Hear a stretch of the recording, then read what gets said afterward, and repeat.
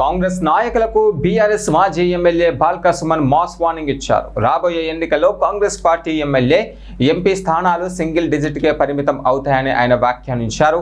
తెలంగాణలో ప్రజాపాలన కాదు పాపపు పాలన నడుస్తుంది అంటూ విమర్శలు చేశారు. రాష్ట్రంలో రియల్ గవర్నమెంట్ కాకుండా రియల్ ఎస్టేట్ గవర్నమెంట్ నడుస్తుందని ఆరోపించారు. ఏ ఒక్క సంస్థ కూడా సరిగ్గా పనిచేయడం లేదని, పాలన పూర్తిగా విఫలమైందని ఆయన అన్నారు. రాష్ట్రంలో దోపిడీలు, దుర్మార్గాలు, దాడులు మాత్రమే జరుగుతున్నాయని విమర్శలు చేశారు. ఇక 3 సంవత్సరాల పాలనలో 5 లక్షల కోట్లకు పైగా అప్పులు చేశారని, కానీ ప్రజలకు ఉపయోగపడే పనులు చేయలేదని ఆరోపించారు.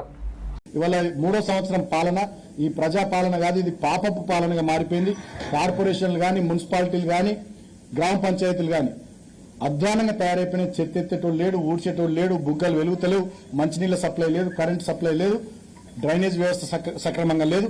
మొత్తం పాలనంతా పడకేసింది.